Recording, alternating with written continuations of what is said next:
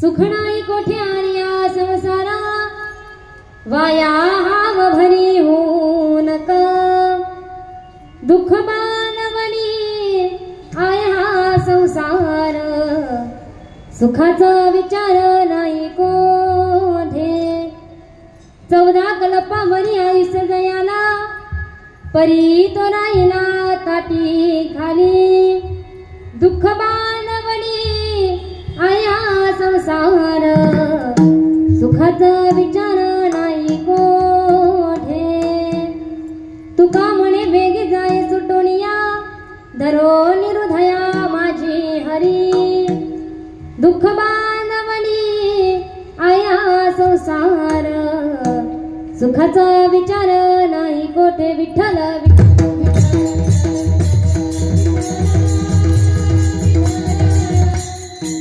महायोग पीठे तटे भीमरथ्यं वरं पुंडलिकाय धातु मुरे समागत तिष्ठं कमलानकन्दं परब्रह्मलिंगं भजे पांडुरंगं पांडुरंगाकारो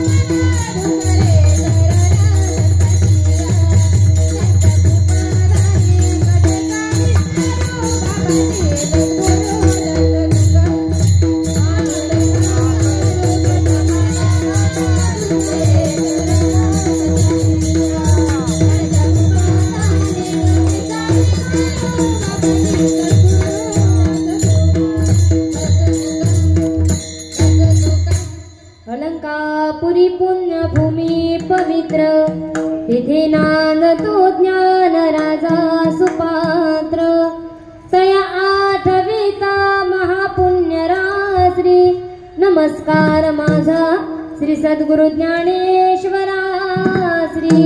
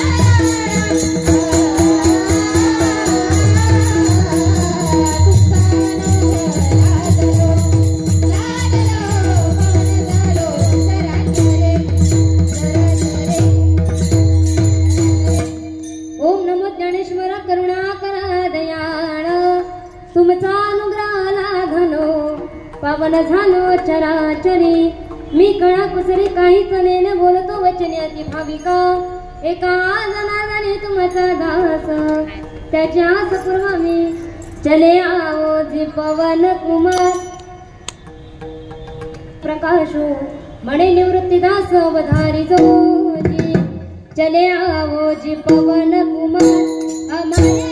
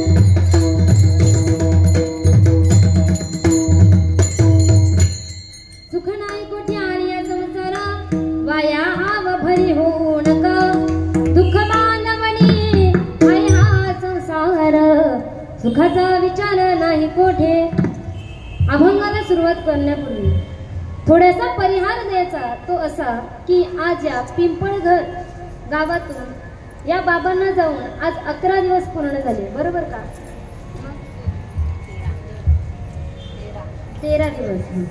13 दिवस पूर्ण झाले आणि या 13व्या रात्रीनिमित्त या कुटुंबाने हा कीर्तनाचा कार्यक्रम ठेवला त्याबद्दल या संपूर्ण परिवाराचे सर्वप्रथम आभार मानते तसेच माझे गुरुवर्य आदरणीय हरिभक्त पारायण की ज्याने आपलं गावच नव्हे तर संपूर्ण महाराष्ट्रभर त्यांचं नाव गाजत आहे असे असणारे माझे गुरुवर्य आदरणीय हरिभक्त पारायण स वनिताताई प्रकाश पाटील व प्रकाश पांडुरंग पाटील यांच्या गुरुकृपेने तसेच माझ्या आई वडिलांच्या कृपा आशीर्वादाने तसेच तुम्हा श्रोतवर्गांच्या माझ्यापेक्षा ज्ञानाने माझ्यापेक्षा मानाने माझ्यापेक्षा वयाने मोठे असणाऱ्या प्रत्येकाच्या चरणी नतमस्तक होऊन या कीर्तनरूपी सेवेला सुरुवात करते मस्तक हे पायावरी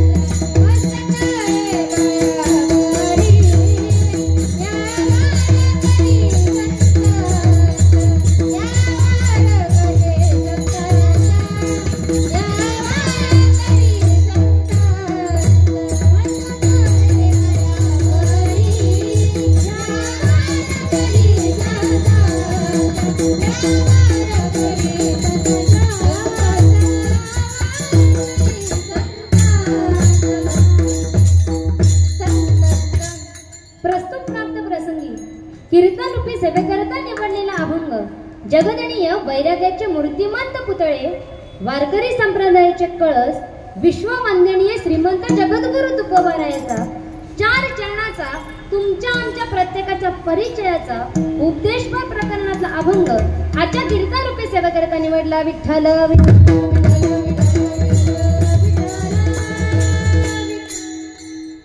थोडासा आवाज आहे ना रिटर्न मला काही वाया हा भरी होऊ नका या अभंगाद्वारे जगद्गुरु तुकोबाराय म्हणतात की तुम्ही आम्ही प्रत्येक जण या संसारामध्ये आल्यानंतर या संसाराची उगाच हाव धरू नका वाया हा भरी होऊ नका कारण का म्हणतात की हा संसार कसा आहे तर दुःख बांधवणी आया हा संसार सुखाचा विचार नाही कोठे या संसारामध्ये सुखाचा विचार कोठेच नाही अरे म्हणून तर ज्यांना अनेक कल्पाचं आयुष्य मिळालं त्यांनी काय केलं तर 14 कल्पावरी आयुष्य जयाला आणि परी तर राहिला टाटीखाली.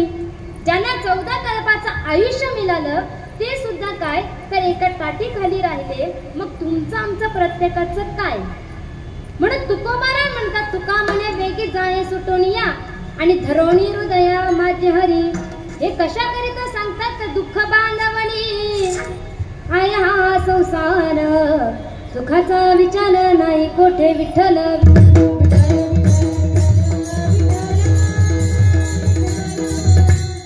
हा झाला अभंगाचा थोडक्यात भावार्थ. या अभंगाद्वारे जगद्गुरु तुकोबाराय तुम्हा आम्हा प्रत्येकाला असं म्हणतात की ज्या वेळेला एखादा मनुष्य या मृत्यू लोकामध्ये जन्माला येतो, जन्माला आल्यानंतर प्रत्येक मनुष्याच्या एक काही ना काहीतरी एखादा अट्टहास असतो. म्हणजे काय तर रात्रंदिवस धन पैसा संपत्ती या तिन्ही गोष्टी मिळाव्या म्हणून तो काय तर रात्रंदिवस प्रयत्न करत असतो. आणि रात्रंदिवस प्रयत्न करूनही त्याच्या पत्री सुख शांती आणि समाधान या तिन्ही गोष्टी मिळत नाही. आणि मग या तिन्ही गोष्टी मिळाल्या नाही तर मग तो म्हणतो की हा संसार कसा आहे तर दुःखाने भरलेला आहे. परंतु आमचे नाथ महाराज म्हणतात मज लागे दुःख व्हावे ऐसा कोणी भावे ना जीवे न वंचितही दुःख पावे येणे न स्वभावे स्वतंत्रता. दुःख कोणास नको परंतु सुख मात्र तुम्हा आम्हा प्रत्येकाला सर्वांनाच हवे आहे. काही ना घर नसेल तरी चालेल, काही ना मुलं बाळं नसतील तरी चालेल, काही जण तर पत्नीशिवाय सुद्धा आयुष्य जगतात. परंतु काहींना देव सुद्धा नकोसा झालेला आहे. देव धर्म चांदी पडिले सकळ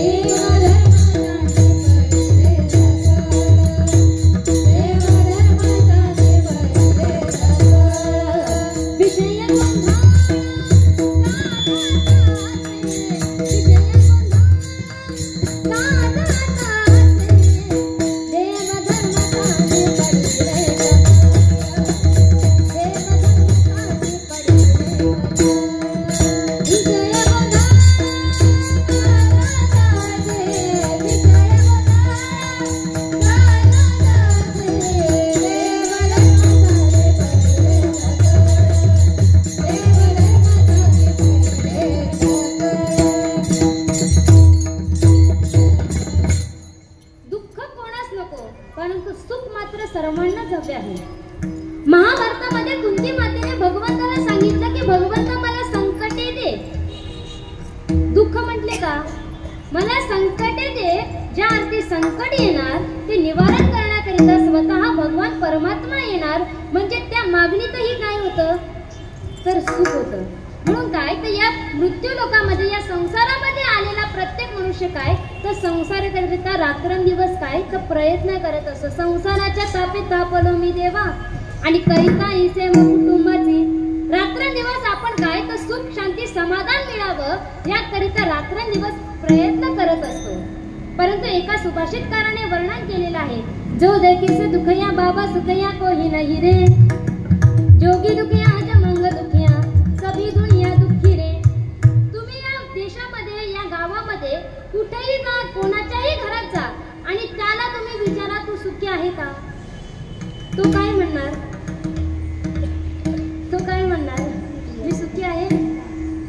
म्हणजे काय तर जगातल्या कोणत्याही माणसाजवळ श्रीमंत माणसाजवळ जा किंवा गरीब माणसाजवळ जा तो एकच उत्तर देईल की मी सुखी नाही. हा संसार जर बघितला तर या संसारामध्ये वरून दिसायला हा संसार खूप चांगला नीटनेटका सुंदर रूपाने भरलेला आहे. परंतु या संसारामध्ये गेलो तर हा संसार किती वाईट आहे सांगून जाईल. एक उदाहरण सांगते की पूर्वीच्या काळी एक स्त्री नानी घरामध्ये आंघोळ करण्याकरिता गेली. स्नानाकरिता गेल्यानंतर तिने तिच्या गळ्यातला नवरत्नांचा हार एका भिंतीवर काढून ठेवला. तेवढ्यातच आकाशामध्ये एक घार उडत होती. तिने विचार केला की हा साप आहे. तो साप आहे म्हणून त्या घारीने तो साप समजून नवरत्नांचा हार उचलला आणि आकाशामध्ये उडून गेली. काही वेळानंतर त्या घारीला समजलं की हा साप नसून दुसराच काहीतरी आहे म्हणून त्या घारीने तिच्या चोचीमध्ये असलेला तो नवरत्नांचा हार तिथे सोडून दिला. आता ज्या ठिकाणी तो नवरत्नांचा हार सोडून दिला तो हार जाऊन एका झाडावर पडला आणि त्या झाडाखालून एक नदी वाहत होती. आता सकाळची वेळ असल्या कारणामुळे सूर्याची प्रखर अशी किरणं त्या नवरत्नांच्या हारावर पडली आणि त्या हाराचं प्रतिबिंब हे पाण्यामध्ये दिसायला लागलं. आता तो हार कुठे होता? बोला ना. म्हणजे ते कसं आहे माहितीये का, माझं वय आहे थोडं जास्त, त्याच्यामुळे मला एका कानाने ऐकू कमी येतं. आता तुम्ही एवढं बोलाल तर जो आहे तो पण म्हणून जोरात बोला. हा कुठं आलो असं काय होतं? हा ते त्या हाराचं प्रतिबिंब कुठे होतं? पाण्यात. परंतु तो हार कुठे होता? झाडावर होता. त्यावेळेला एक ब्राह्मण तिथे स्नानाकरिता आला. आल्यानंतर त्याने नदीमध्ये डोकावून बघितलं तर नवरत्नांचा हार होता. परंतु तो हार होता का? ते काय होतं? प्रतिबिंब होतं. ब्राह्मणाने विचार केला, हा इतका मोठा मौल्यवान नवरत्नांचा हार, आता जर हा हार मी उचलला नाही तर दुसरा ब्राह्मण येईल आणि हा हार काय तर उचलून जाईल. त्यापेक्षा मी काय करतो, ह्याला मीच उचलतो. म्हणून त्या ब्राह्मणाने मागचा पुढचा विचार न करता त्या नदीमध्ये उडी मारली आणि उडी मारल्यानंतर काय झालं, तो ब्राह्मण तिथेच मृत्युमुखी पडला. माझा दृष्टांत इथेच संपतो. परंतु याच्यातून काय सांगायचं आहे की ज्या वेळेला तो नवरत्नांचा हार त्या पाण्यावर दिसत होता त्या वेळेला तो किती सुंदर होता, परंतु तो आपण घ्यायला गेल्यानंतर आपल्याला काय तर दुःख सहन करावं लागलं. तसाच हा संसार सुद्धा तसाच आहे.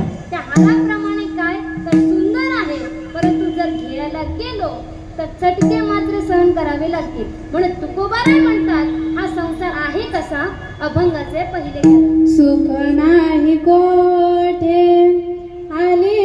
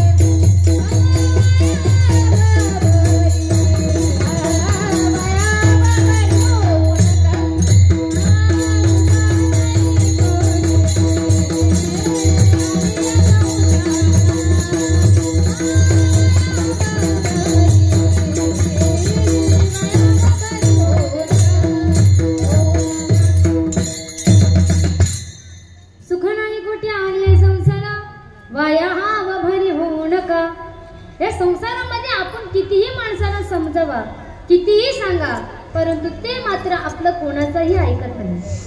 म्हणजे काय तर काही लोक आपल्या मनाचंच ऐकत असतात. त्यांना आपण कितीही समजावा, परंतु ते आपले ऐकून घेत नाही. एक उदाहरण सांगून जाईल की तुम्हाला वाघबीळ गाव माहिती आहे का? हो नाही? हो. त्या वाघबीळ गावामध्ये आम्ही 8 दिवस सप्त्याकरिता असतो. म्हणजे तिथेच आमचे कीर्तन, प्रवचन, हरिपाठ, भजन सगळं आमचं असतं. आता एकदा का आम्ही त्या वाघबीळ गावामध्ये गेलो. आता गेल्यानंतर आमच्या जिथे मुक्कामाचं ठिकाण होतं का, तिथे एक मुलगा पूर्ण दिवसभर टीव्ही बघायचा. आता लहान मुलगा टीव्हीवर काय बघणार? जोरात बोला. कार्टून, बरोबर का? आता तो पूर्ण दिवसभर काय करायचा?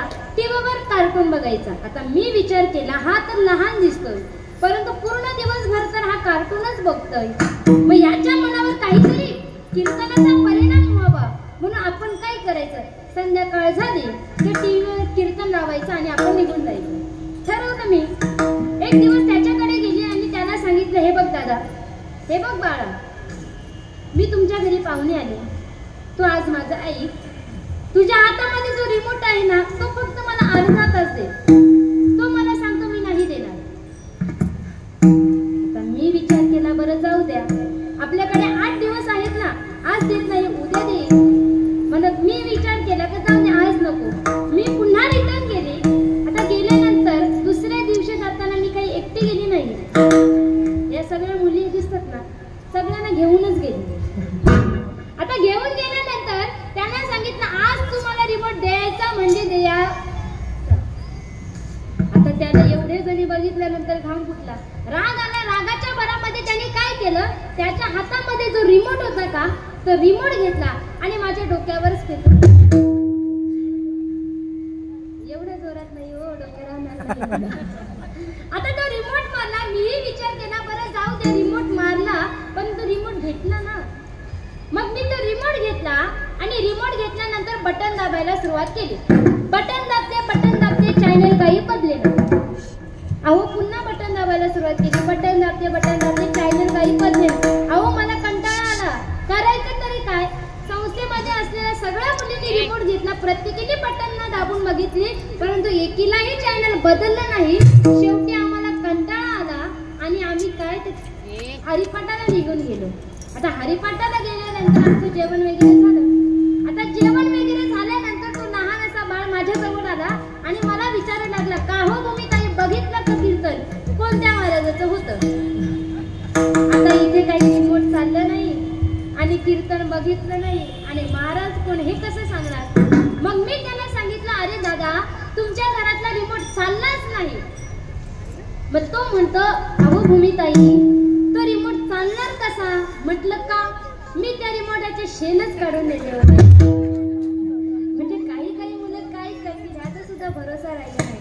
अहो असंच एका वर्गामध्ये गुरुजींनी मुलांना म्हशीवर निबंध लिहायला सांगितला. आता प्रत्येक जण आपापल्या घरी गेले. आता घरी गेल्यानंतर प्रत्येकाने म्हशीवर निबंध लिहायला सुरुवात केला. आता तुम्हाला म्हैस माहिती आहे का? सांगा बरं कशी असते? लाल रंगाची सडपातळ, तिला तीन शेंगे असतात, 2 शेपटी असतात, बरोबर का? म्हणजे मी म्हणते हेही बरोबर नाही, तुम्ही मला उत्तर देत नाही. बरं, सगळ्यांनी म्हशीवर निबंध लिहिला. वर्गामध्ये गेले. वर्गामध्ये गेल्यानंतर गुरुजी वर्गात आले आणि पहिला प्रश्न केला, ज्या कोणी विद्यार्थ्याने म्हशीवर निबंध लिहिला नसेल त्याने हात वरती करा. आता हात वरती करा म्हटल्यानंतर एका विद्यार्थ्याने हात वरती केला. गुरुजी त्यांच्या जवळ गेले. त्याला सांगितलं, का रे पिंट्या, तू निबंध का नाही लिहिला? त्यावर त्याने सांगितलं, अहो गुरुजी, मी निबंध लिहायला त्या म्हशीवर बसलो होतो, परंतु ती म्हैस जशी पळाली तशी काही परत आली नाही आणि मी निबंध काही लिहिला. म्हणजे काही मुलं काय बोलतील ह्याचा सुद्धा भरोसा राहिलेला नाही. मनुष्य जन्माला येतो. जन्माला येण्याचे 3 कारण आहेत. पहिले म्हणजे वासना, दुसरे म्हणजे कर्म आणि तिसरं म्हणजे पाप. पहिली काय तर वासना. ज्या वेळेला एखाद्या मनुष्याची शेवटच्या क्षणी एखाद्या गोष्टीवर वासना शिल्लक राहते, त्याप्रमाणे त्याला पुढचा जन्म हा काय तर मिळतो. जन्म घेणे लागे वासनेच्या संगे.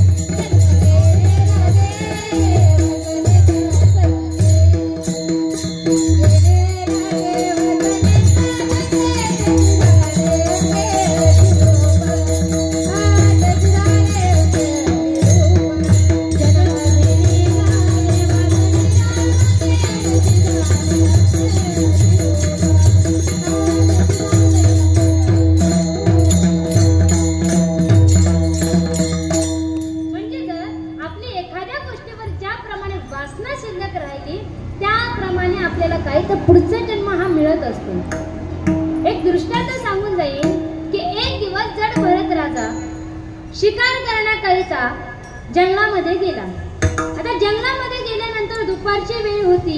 इकडे तिकडे शिकार बघू लागला. शिकार काही भेटत नव्हते. काय करावं, तहानही लागली, भूकही लागली, परंतु दुपारची वेळ होती.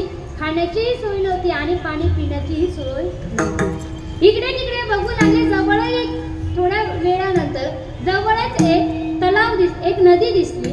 त्या नदीजवळ जड भरत राजा पाणी पिण्याकरिता गेले. आता पाणी पिण्याकरिता गेल्यानंतर त्या नदीमधलं पाणी पिणार तेवढ्याच त्या जंगलामध्ये एका वाघाने मोठ्याने गर्जना केली आणि गर्जना केल्यानंतर त्या नदीवर एक गर्भहरण अशी हरण पाणी पिण्याकरिता आली होती. म्हणजे काय तर ज्या हरणीच्या पोटामध्ये गर्भ आहे अशी हरण तिथे पाणी पिण्याकरिता आली होती. वाघाने गर्जना केल्यानंतर त्या हरणीने तिचा प्राण वाचावा, तिचा जीव वाचावा म्हणून एका टेकडीकडून दुसऱ्या टेकडीकडे उडी मारणार. तर तेवढ्यात काय झालं, त्या हरणीचा गर्भपात झाला. म्हणजे काय तर ती हरण तेथेच मरण पावली. परंतु तिचे जो पाडस होता का, तो पाडस त्या नदीच्या प्रवाहाबरोबर वाहू लागला. आता हा प्रकार जड भरत राजाने बघितल्यानंतर जड भरत राजाला त्या हरणाच्या पाडसाची कीव आली.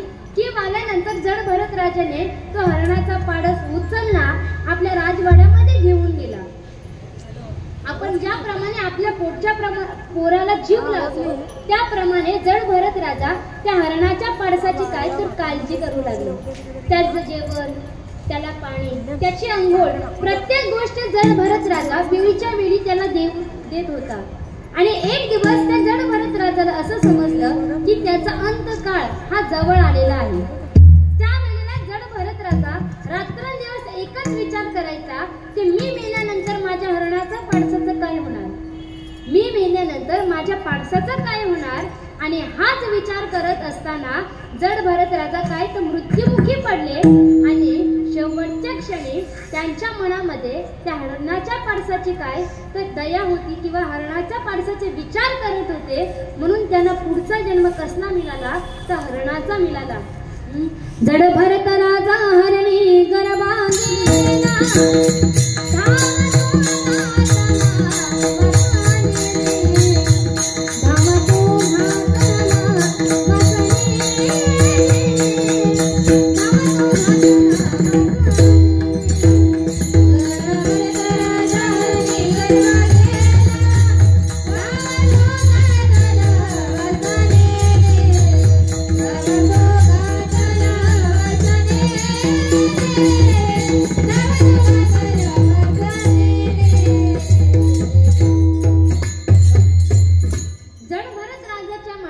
शेवटच्या क्षणी त्या हरणाची काय तर विचार होता. म्हणून त्याला पुढचा जन्म सुद्धा तसाच मिळाला. दुसरं कारण सांगितलेलं आहे, तुम्ही आम्ही प्रत्येक जण जे पाप करतो त्या पापातून मुक्तता मिळवण्याकरिता तुम्हा प्रत्येकाला या मृत्यू लोकामध्ये पुन्हा यावं लागतं. तिसरं कारण सांगितलेलं आहे, तुम्ही आम्ही प्रत्येक जण जे कर्म करतो का ते कर्म जर शिल्लक असते तर पुन्हा आपल्याला या मृत्यू लोकामध्ये काय तर यावं लागतं. केले कर्म झाले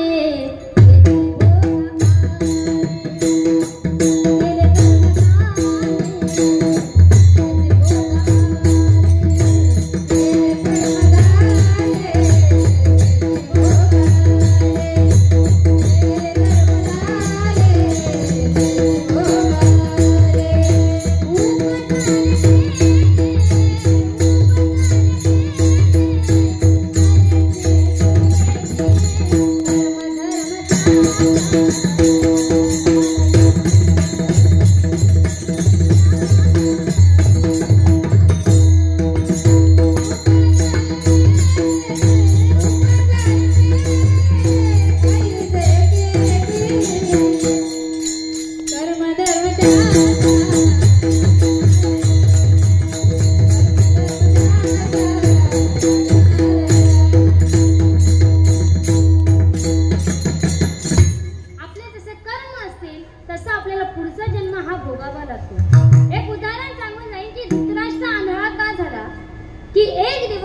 धृतराष्ट्र घोडेस्वार होऊन जंगलामध्ये शिकार करण्याकरिता गेला. आता शिकार करण्याकरिता गेल्यानंतर दुपारचीच वेळ होती. शिकार काही भेटत नव्हते. राग आला. रागाच्या भरामध्ये भात्यामध्ये जे काही बाण होते ते इकडे तिकडे मारून संपूर्ण बाण संपून टाकले. आता भात्यातले बाण संपल्यानंतर धृतराष्ट्राने काय केलं, जवळच 2 गारगोट्या होत्या. गारगोट्या माहिती आहेत तुम्हाला? 2 गोल अशी दगड माहित आहेत का? ती 2 गारगोट्या घेतल्या. त्या 2 गारगोट्या घेतल्यानंतर त्या गारगोट्या एकमेकांवर घर्षण केल्या. आता घर्षण केल्यानंतर त्या गारगोट्यातून एक आग निर्माण झाली आणि तीच आग संपूर्ण काही तर डोंगराला लागली. आता दुपारची वेळ असल्या कारणामुळे ती आग अति भयंकर झाली की ती कोणीही विझवू शकणार नव्हता. आणि त्या डोंगराच्या खालून एक नदी वाहत होती आणि त्या नदीमध्ये म्हणजे काही सर्पिणी अशा असतात की त्या अगोदर अंडी घालतात आणि त्यानंतर त्या अंडीतून पिल्ली बाहेर पडतात, बरोबर. परंतु काही सर्पिणी अशा असतात की ती डायरेक्ट पिल्लांना जन्म देते. अशा सर्पिणीने 100 पिल्लांना जन्म दिला होता आणि ती 100 पिल्ले त्या डोंगराच्या एका बाजूला राहत होती. आता दुपारची वेळ असल्या कारणामुळे ती आग अति भयंकर झाली आणि ती आग त्या सर्पिणीच्या बिळापर्यंत पोहोचली. आता बिळापर्यंत पोहोचल्यानंतर सर्पिणी तिच्या जीवाच्या आतंकाने ती आग विझवण्याचा प्रयत्न करू लागली. इकडून फुंकर मारते, तिकडून फुंकर मारते, परंतु ती आगच इतकी भयंकर होती की ती सर्पिण सुद्धा काहीच करू शकली नाही. त्या आगीमध्ये त्या सर्पिणीचे 100 पिल्ले ही काय ते घोरपळून मेली आणि त्या धुरामुळे त्या सर्पिणीचे डोळे सुद्धा आंधळे झाले. त्यावेळेला ती सर्पिण म्हणते, अरे देवा, तूच आम्हाला या योनीमध्ये जन्माला घातलं आणि तूच आम्हाला मारतो, तुझा महिमा असा अजब कसा. त्यावेळेला ती सर्पिणी श्राप देते की ज्या कोणी व्यक्तीने या जंगलाला, या डोंगराला आग लावली आहे, ज्याप्रमाणे माझे 100 पिल्ले ही घोरपळून गेली, त्याप्रमाणे त्या व्यक्तीचे सुद्धा 100 पुत्र काय तर मरतील. ज्याप्रमाणे माझे डोळे आंधळे झाले त्याप्रमाणे त्या व्यक्तीचे डोळे सुद्धा काय तर आंधळे होतील. ज्या वेळेला धृतराष्ट्र जन्माला आला त्या वेळेला तो कसा होता, आंधळा होता. आणि कौरव पांडवांच्या युद्धामध्ये कोण मारले, कोण मेले, कौरव. किती, 100. म्हणजे कर्म करत असताना सुद्धा ते कर्म आपण चांगले केले पाहिजे. जर आपले कर्म शिल्लक असतील तर आपल्याला काय तर या मृत्यू लोकामध्ये पुन्हा पुन्हा यावं लागतं. तुकोबाराय म्हणतात की हा संसार कसा आहे तर दुःखाने भरलेला आहे.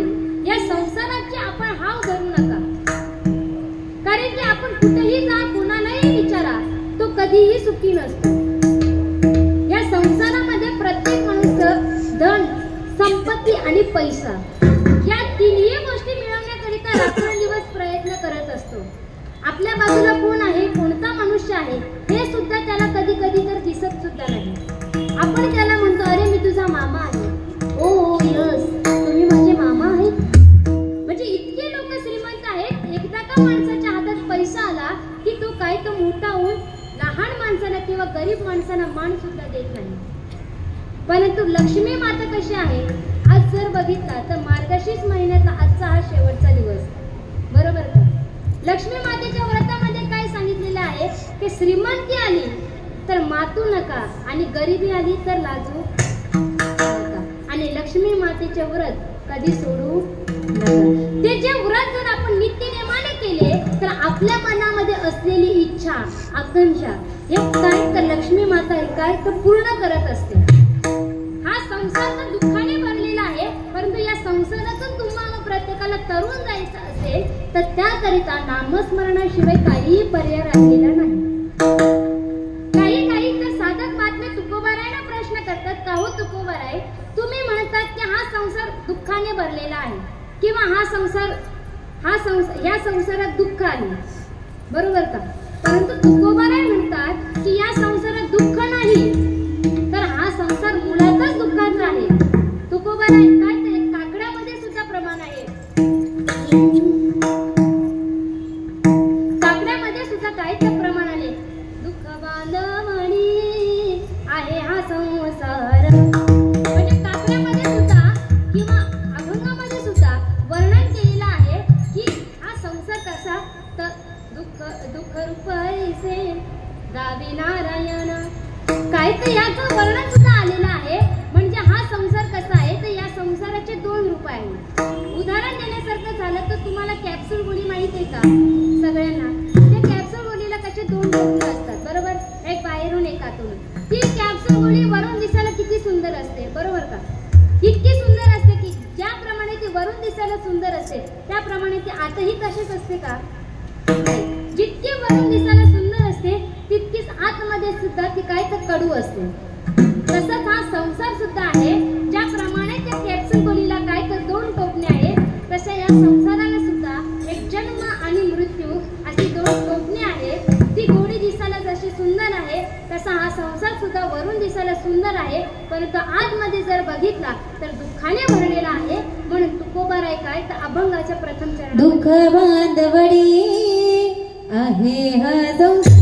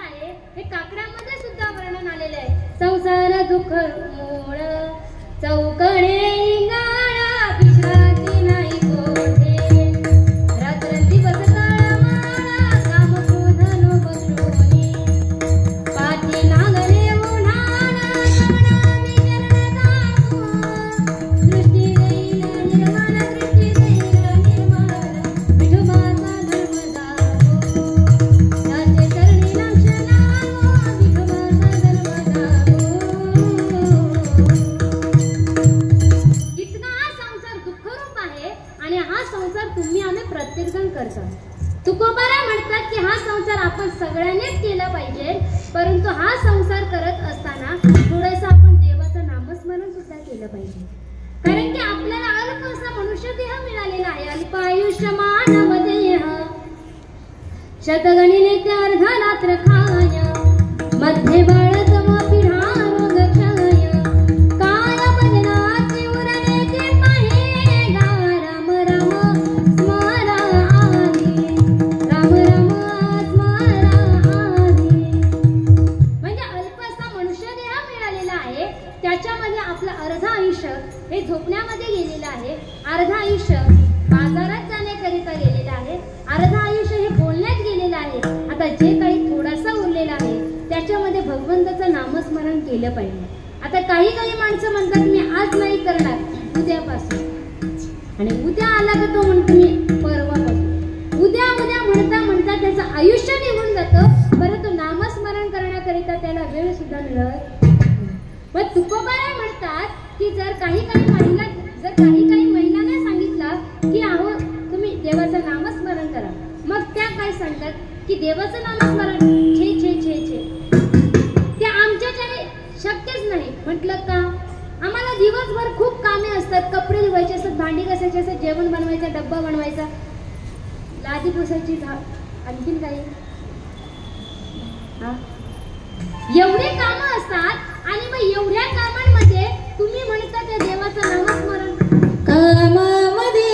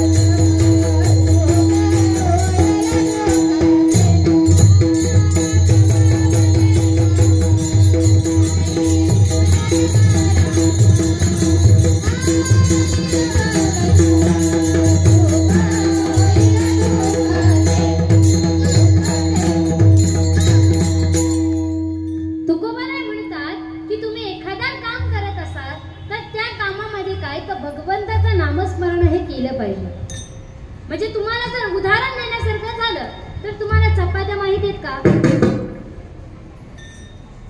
तुम्हालाच विचारते. आपण एकदा का म्हणजे ते पीठ मळतो, चपाती करायला घेतो. आता चपाती करण्याकरिता आपण काय घेतो?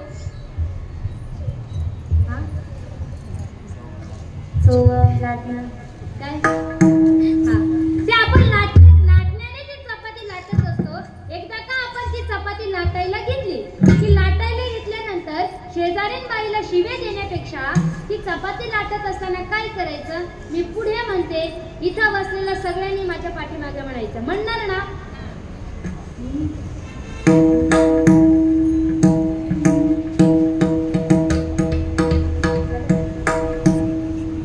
श्रीराम जय जय राम, श्रीराम जय जय राम,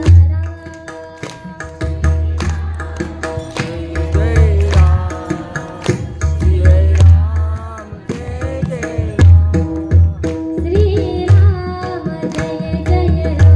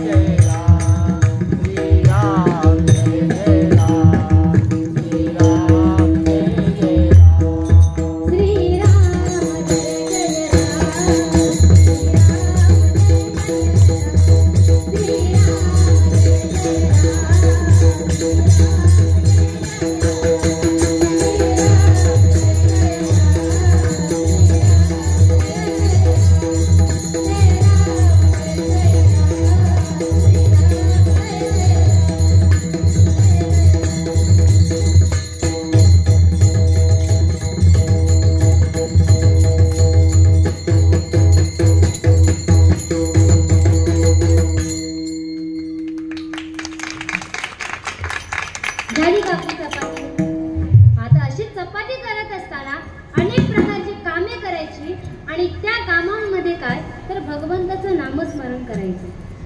आता काय तर संसारामध्ये आलेला प्रत्येक मनुष्य धन संपत्ती मिळवण्याकरिता रात्रंदिवस प्रयत्न करत असतो.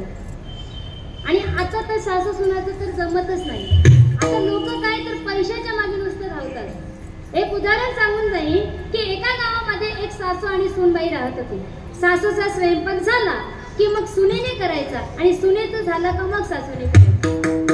आजूबाजूचे लोक ते सुनेला म्हणायचे, का ग तुला एकच सासू आहे, तिचा वयही खूप आहे, तू तिला भाकर तुकडा देत जा, ती काय किती खाणार आहे खाऊन खाऊन, ती म्हातारी झाली, तिला दातही नाही चावायला, एक भाकर दिल्याने तुला काही होतंय का.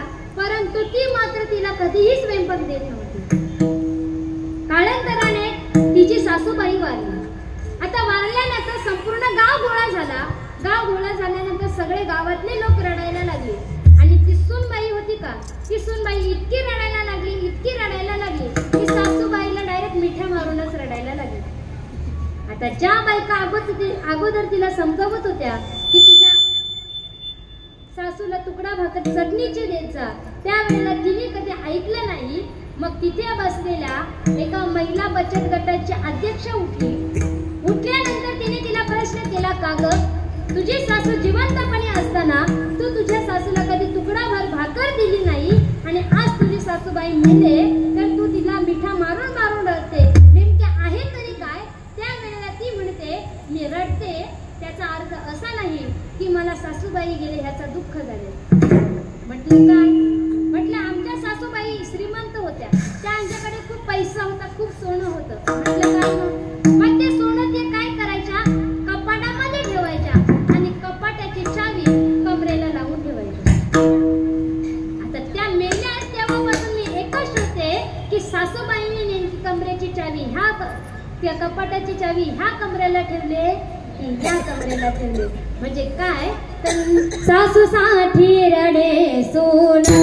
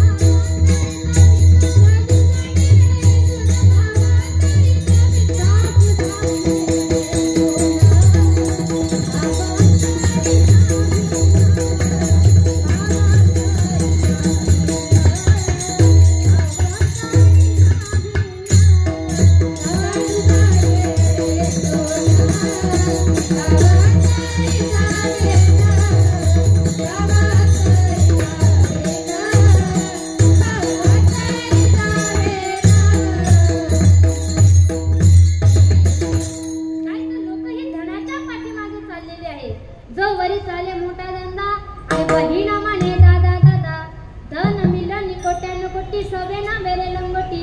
आपण त्या पैशाच्या पाठीमागे लागतो परंतु पैसा आपल्या मागे कधीच येत नाही. अहो जो रावण, त्या रावणाकडे काय कमी होतं, सोन्याची लंका होती. परंतु मेल्यानंतर तुकोबाराय त्याच्या संपत्तीचं वर्णन करतात. तुका म्हणे ज्याची संपत आहे एवढी आणि सांगा तिथं वडी गेली नाही. अरे त्या रावणाला 80,000 बायका होत्या, 80 सहस्र दया सुंदर कामिनी आणि माझी मुखराणी मंदोदरी. इतकी संपत्ती त्या रावणाकडे होती. परंतु त्या रावणाला सुद्धा काय तर काळाची उडी ही काय तर घ्यावीच लागली. काळाची उडी पडेल बाजेबा.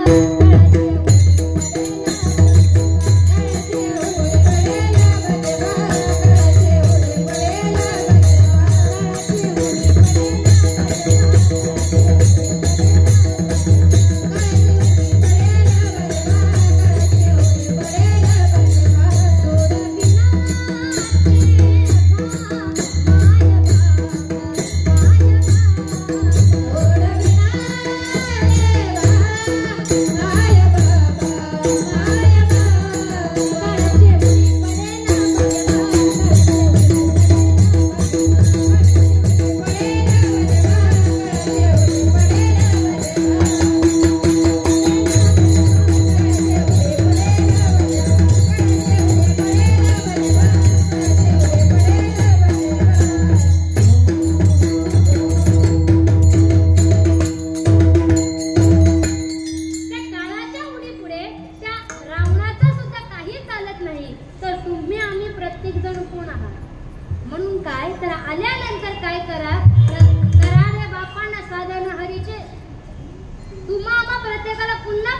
म्हणतात सारसार विचार करा उठा उठे आणि नाम धरा कंठी विठोबाचे. तर काय तर विठोबाला मजा त्या पांडुरंग परमात्म्याचे काय तर नामस्मरण करा. सांग तू माझी मजा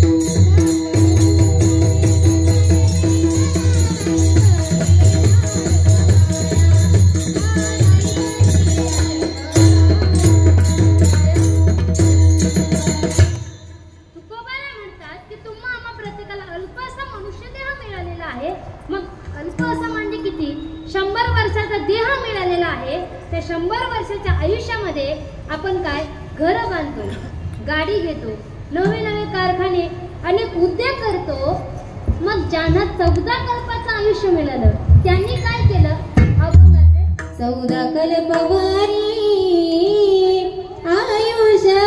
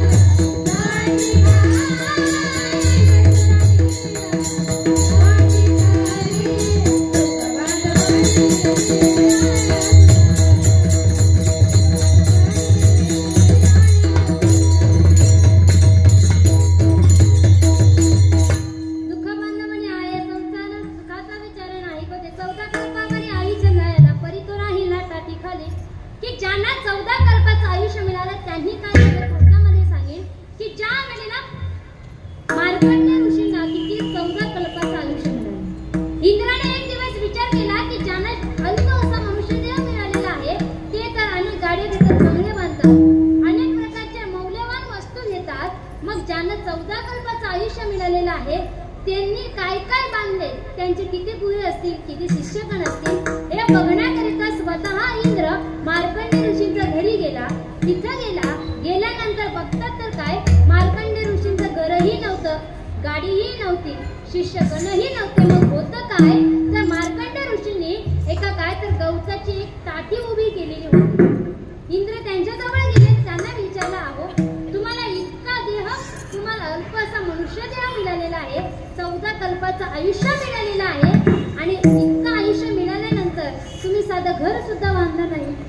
मग त्यावेळेला मार्कंड ऋषी म्हणतात की या ताटीखाली बसल्यानंतर मला ऊनही लागत नाही.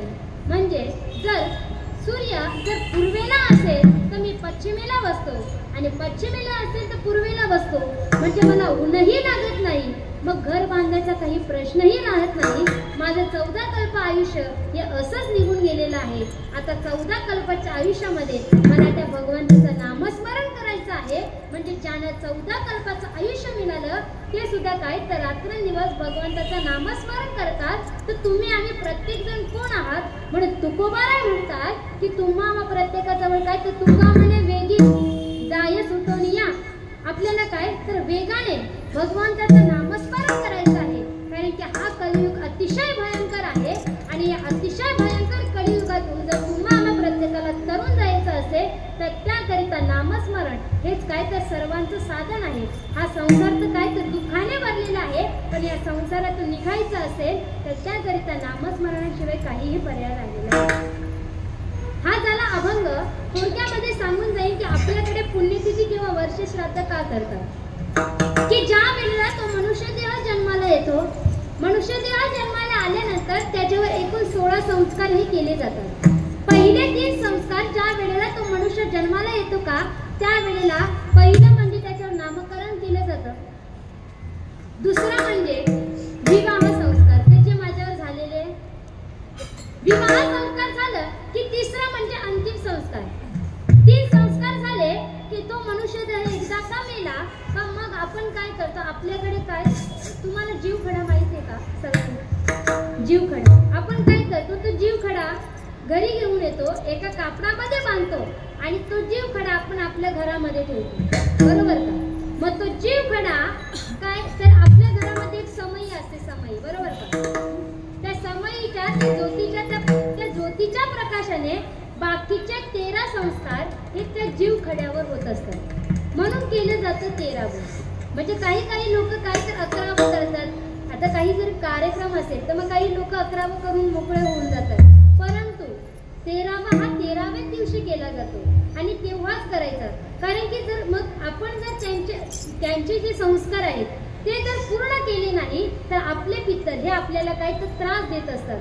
म्हणून 13वा हा 13व्या दिवशी करावा. 10वा आपण कधीही करू शकतो, 5व्या दिवशीही, 7व्या दिवशी आणि 10व्या दिवशी आपण 10वा करू शकतो. परंतु 13वा हा 13, कारण की 10व्याची एक विधी आहे, परंतु 13वा हा 13व्या दिवशी केला पाहिजे. मग एकदा का त्याचे 13 संस्कार पूर्ण झाले का मग तो जीव, तो आत्मा हा यम लोकाकडे जायला निघतो. आता निघाल्यानंतर त्याला इथून तर यम लोकाच्या अगोदर एक वैतरणा नावाची नदी आहे, त्या नदीपर्यंत जायला त्याला 28 दिवस लागतात. आता पहिलीचे 13 आणि आताचे 28 किती झाले? म्हणजे माझं गणित कच्चं आहे. हा किती? 41. मग 41व्या दिवशी तो जीव त्या वैतरणा नावाच्या नदीजवळ जाऊन पोहोचतो. तिथे गेल्यानंतर तिथे एक कामधेनू असते. म्हणजे ती नदी पार करणे काही सहज सोपी गोष्ट नाही. ज्या नदीमध्ये 28 नरकांचे गाण आहे अशी ती एक वैतरणा नदी, ती पार करणे सोपी गोष्ट नाही. मग तिथे एक कामधेनू बसलेली असते.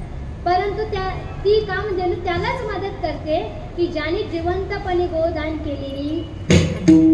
आपण तर काही गोदान करत नाही आणि मग गोदान केली नाही का मग ते ब्राह्मण आपल्याकडे धावायला येतात आणि म्हणतात गोदान करा, चांदीची तरी करा, सोन्याची तरी करा. मग माझं म्हणणं असं आहे की चांदी सोन्याची गाय देण्यापेक्षा जिवंतपणे आपण गोदान हे केलं पाहिजे. कसायला नाही, ब्राह्मणाला गोदान केली पाहिजे. मग ती कामधेनू आपल्याला मदत करते. मग एकदा का आपण त्या वैतरणा नदीजवळ पोहोचलो तर ती वैतरणा नदी पार करण्याकरिता आपल्याला एकूण 60 दिवस लागतात. आता पहिलेचे 41 आणि आताचे 59 किती झाले?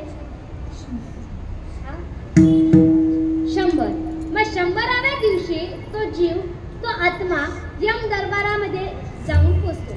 आता तिथे गेल्यानंतर तिथे एक वकील असतो. आता जसं आपल्याकडे काळा कोट घातलेला, बुटबीट, सूट, तो वकिलाजवळ आपण जातो, आपली केस त्याला सांगतो, मग आपण टेबलाच्या खालून पैसे देतो, मग तो आपली केस लढतो. परंतु वरती गेल्यावर तसं काही करायला लागत नाही. आपण वरती जायचं, आपण वरती गेलो की तो आपल्याला आपले काय आपण केलेले पाप, आपण केलेले पुण्य तो वकील आपल्याला सांगत असतो. त्या वकिलाचं नाव आहे चित्रगुप्त. मग आपल्या पापा पुण्याची बेरीज करण्याकरिता त्याला 265 दिवस लागतात. आता पहिलेचे 100 आणि आताचे 265 किती झाले? 365. वर्षाचे दिवस 365, म्हणून केले जातं वर्ष श्राद्ध. आता आपल्याकडे पुण्यतिथी करतात. मग का? त्या मनुष्य देहामध्ये आल्यानंतर त्याने कमावलेली संतती, संपत्ती नाही आता, संतती, मग त्या संततीचे काय, ज्या वेळेला त्या संततीचे पापाचे पुण्याची बेरीज केली जाते त्या वेळेला आपल्याकडे काय तर पुण्यतिथी ही केली जाते. आता आपल्याकडे काय तर प्रत्येक महिन्याला जेवण घालण्याची एक प्रथा आहे. मग तो का घालतात की ज्या वेळेला तो देह यमाकडे जायला निघतो, ती वैतरणा नावाची नदी आहे, अनेक प्रकारचे त्याला त्रास हे भोगावे लागतात. मग वरती गेल्यानंतर काय तर प्रत्येक गोष्टीची आपल्याला सोयी सुविधा आहे. तुम्हाला हवा लागत नाही, पंखा आहे, पंखाने हवा लागत नाही, कूलर आहे, कूलरने लागत नाही, एसी आहे. आता तुम्ही म्हणाल तुला कसं काय एवढं माहिती? तुम्ही वरती गेला तर तुम्हाला सगळ्या सुख सुविधा मिळतील, परंतु वरती गेल्यानंतर तुम्हाला अन्न मात्र मिळणार नाही. मग ते अन्न मिळणार कसं? ज्या वेळेला आपण त्यांच्या नावाने खाली ज्या लोकांना जेवण देऊ, भोजन देऊ, जितके लोक त्या माणसाच्या नावाने जेवण करतील तितकं त्याचा वरती पोट हे भरत असतं. काही काही म्हणतात की इथं दिलेलं अन्न वरती कसं पोचतंय ते एक उदाहरण सांगून जाईल. तुमच्याकडे सर्वांकडे फोन आहे का? बोला ना. आहे, बरोबर. त्या फोनमध्ये अनेक प्रकारचे ऍप्लिकेशन असतात. त्याच्यामध्ये फोन पे नावाचं ऍप आहे. त्या ऍप मध्ये तुम्ही गेले का? गेल्यानंतर 9673556888 असा नंबर दाबा आणि त्याच्यावर तुम्ही 10,000 रुपये पाठवा. आता त्याच्यावर 10,000 रुपये पाठवले ते थेट येऊन मला पोचणार. मग आता तुम्ही विचार करा, तुम्ही मोबाईलवर पाठवलेले पैसे जर मला येत असतील तर इथं केलेलं अन्नदान वरती कसं जात असेल?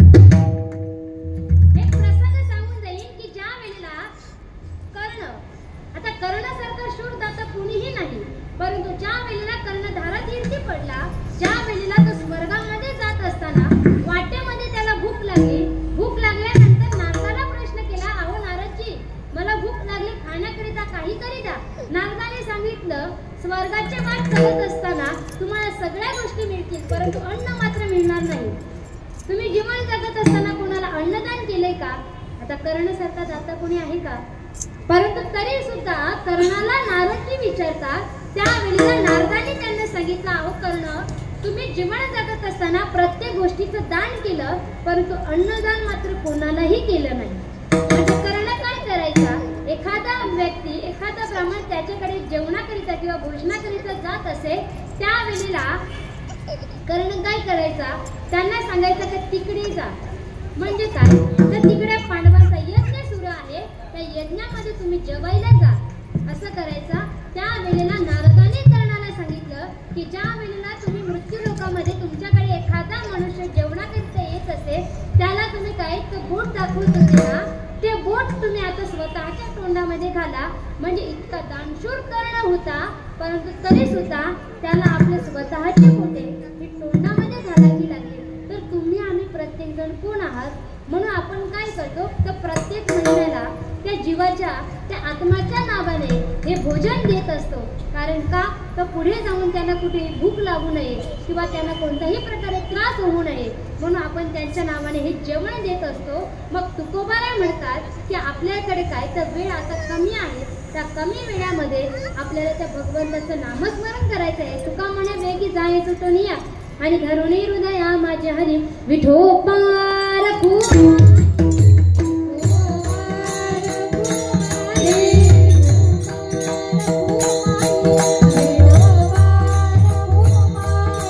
Oh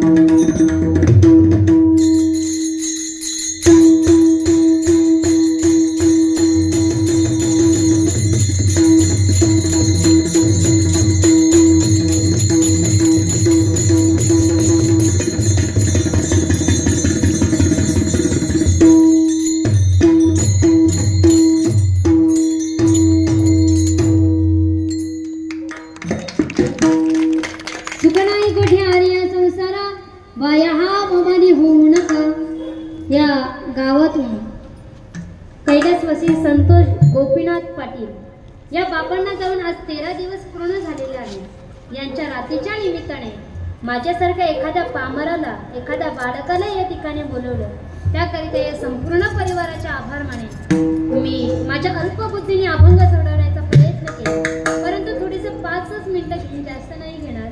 थोडंसं आई वडिलांविषयी बोलून जाईल की जीवनामध्ये जितकी आपली आई महत्वाची आहे का, जीवनामध्ये तितका आपला बाप सुद्धा महत्वाचा आहे। अनेक कवीने, अनेक कवित्रीने प्रत्येकाने आईचे गुणवे गायले, मात्र बापाचे गुणवे आजपर्यंत कोणीही गायले नाही।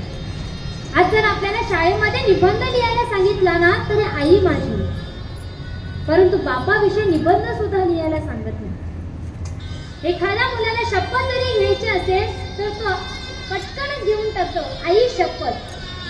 कधी ऐकले का मुलगा म्हणतो बाप शपथ? म्हणजे जितकी जीवनामध्ये आपली आई महत्वाची आहे, तितकाच जीवनामध्ये आपला बाप सुद्धा महत्वाचा आहे। आपल्याला जर भूक लागली तर आपण आई जवळ जातो, आईला म्हणतो आई मला भूक लागली, आई मला भूक लागले, आई मला भूक लागले म्हटल्यानंतर जेवण देणारी आई आज प्रत्येकाला लक्षात आहे, परंतु न सांगताना आपल्या पुढची जेवणाची सोय करणारा बाप मात्र आपल्याला कोणालाही लक्षात आलेला नाही। आई मला 1 रुपया दे म्हटल्यानंतर 1 रुपया देणारी आई आज सगळ्यांना लक्षात आहे, परंतु न सांगताना आपल्या कॉलेजची फी भरणारा बाप मात्र कोणालाही लक्षात राहिलेला नाही। जितका जीवनामध्ये आपली आई महत्वाची आहे, तितकाच आपला बापही महत्वाचा आहे। एखाद्या मुलीचं लग्न जवळ आलं तर नातेवाईकाच्या, मंडपवाल्याच्या, प्रत्येकाच्या पाया पडणारा, प्रत्येकाच्या पाया दिसणारा असतो, त्याला बाप म्हणतात। परंतु आपल्या मुलीचं लग्न झालंय म्हणून नातेवाईकांच्या गळ्यामध्ये मुसमुस रडणारी आई प्रत्येकाला दिसते, परंतु ज्या बापाची मुलगी आपल्या घरातून निघून सासरी जाणार आहे, त्या वेळेला तो बाप मंडपाच्या पाठीमागे रडत असतो। त्या बापाला मात्र आपण कधी विसरलो नाही पाहिजे। इतकं दुःख मनामध्ये दाटून आलेलं असतं की ज्या वेळेला तो बाप आंघोळी करण्याकरिता जात असतो, त्या वेळेला डोळ्यातून गरम अशा पाण्याच्या काही अश्रूच्या धारा पडत असतात। का तर घरामध्ये रडलो तर पत्नी विचार करेल हे रडतात, मग आता मी कसं सावरू? मुलं विचार करतील बाबा रडतात, आता आपण कसं सावरू? म्हणून बाबा काय तर एकांतच रडत असतात। त्या बापाला आपण कधी विसरलो नाही पाहिजे। जीवनामध्ये जितकी आपली आई महत्वाची, तितकाच आपला बाप सुद्धा महत्वाचा आहे।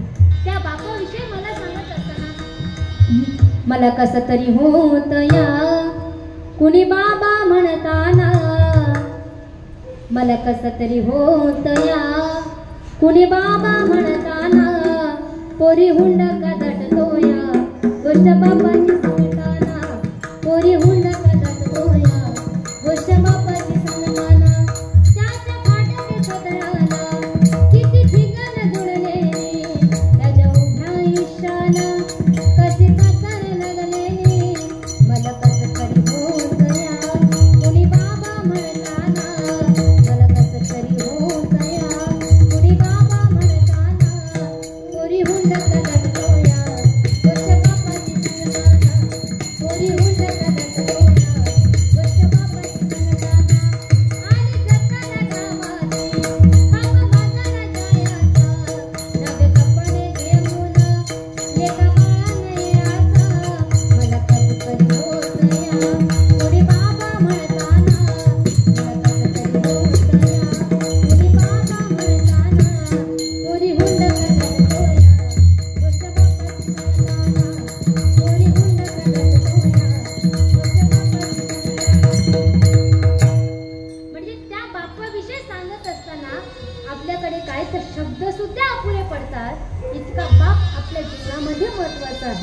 एकदा का गेले आपण कितीही रडा काहीही करा, परंतु एकदा घरामधून गेलेले आई वडील पुन्हा येणे शक्य नाही.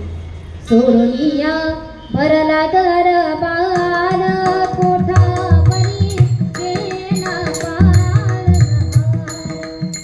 किती क्षणाचे आयुष्य कसाचे, आज आहे पण उद्या नसते. तुला मी पाहू कशी आठवणी होता डोळे पुसाया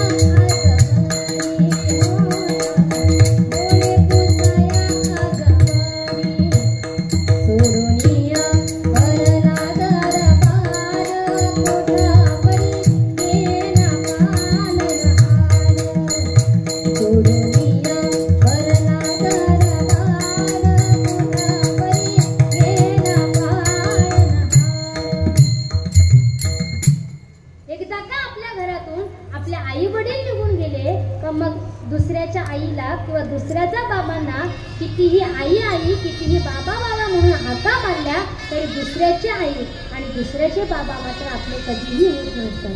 म्हणून जोपर्यंत आपले आई वडील आहे तोपर्यंत त्या आई वडिलांची काय तर आपण सेवा केली पाहिजे.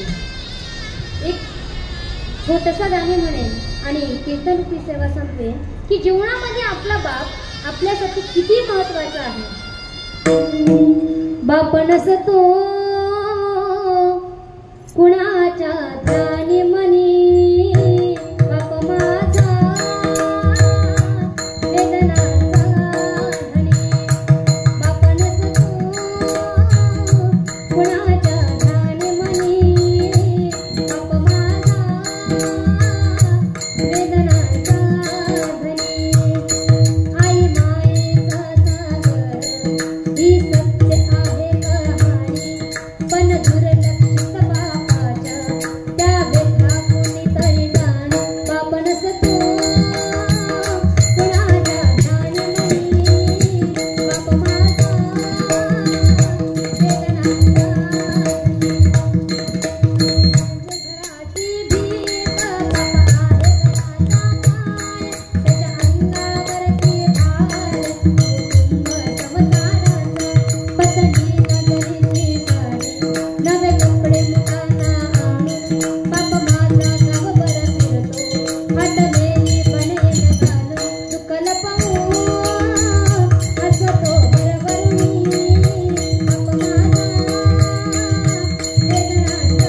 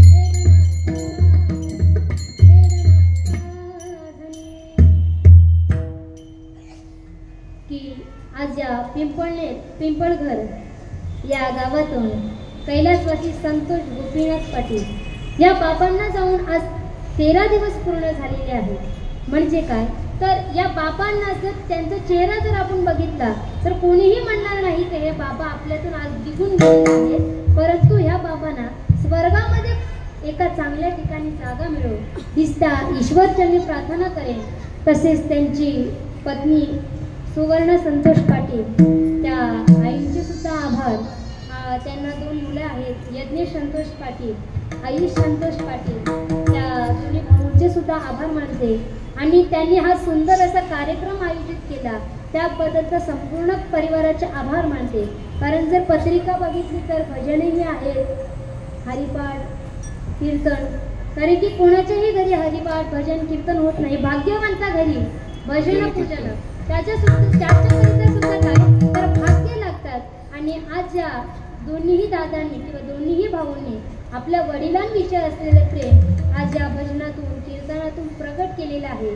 आणि असंच आपल्या कोणी आपल्या घरामध्ये वाढलं की त्याच्यामध्ये काय तर कीर्तन भजन हे ठेवलं पाहिजे.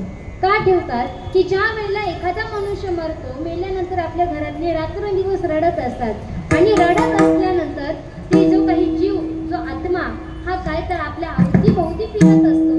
मग त्याच्या कानावर फक्त रडगाणे जात असतात. मग त्याच्या कानावर काहीतरी चांगलं पडावं त्याकरिता काय तर आपल्याकडे भजन कीर्तन ठेवण्याची एक प्रथा आहे. आणि या दादांनी आज मला इथे बोलवलं त्याकरिता या दादांचे सुद्धा आभार मानेन, संपूर्ण परिवाराचे आभार मानेन.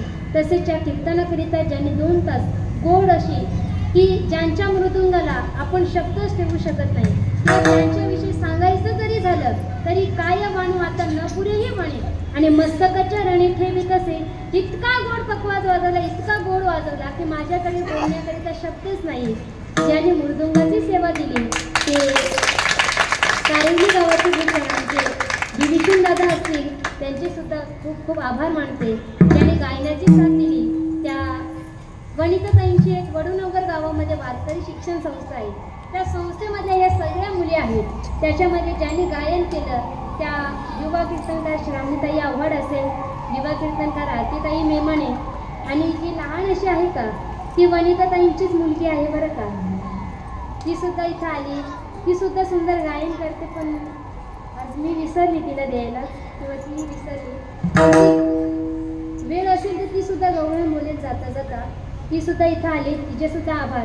ज्या पाठीमागच्या मुली दिसतात या वडूनगर गावामध्ये संस्था आहे, त्या संस्थेतल्या सगळ्या मुली इथे आल्या. सगळ्या नाही अर्ध्या मुली इथे आल्या. त्याबद्दल त्यांचे आभार मानते. ज्यांनी विनेची सेवा दिली त्या ताईंचे सुद्धा आभार. किती सुंदर दिसता हो. कारण की विना घेण्याकरिता सुद्धा भाग्य लागतात, कोणीही घेऊ शकत नाही. आता मी या इथं कोणालाही घेऊ शकतात का नाही, पण तुमचे भाग्य आहेत एवढ्यामध्ये तुम्हाला मिळालं. तुमचे सुद्धा आभार मानते. ज्यांनी साऊंड सिस्टमची सेवा दिली त्या दादांचे सुद्धा आभार मानते. खूप छान.